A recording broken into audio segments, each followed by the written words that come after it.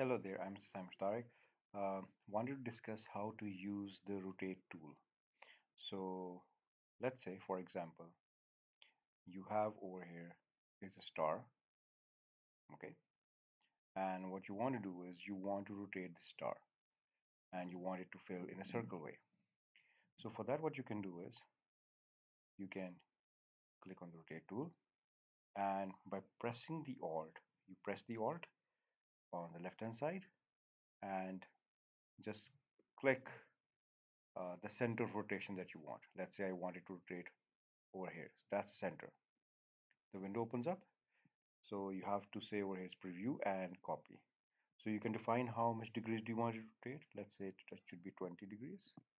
And I'll say copy. Once we have this, then you have to press this Control D. Okay, D for dentist. So Control D and press Control D multiple times. So you can see is it is rotating around that. So that's how you can do it.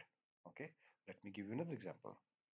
What you can do is, let's say over here, I can choose as a rectangle and let me just choose something like this. So here you go, right?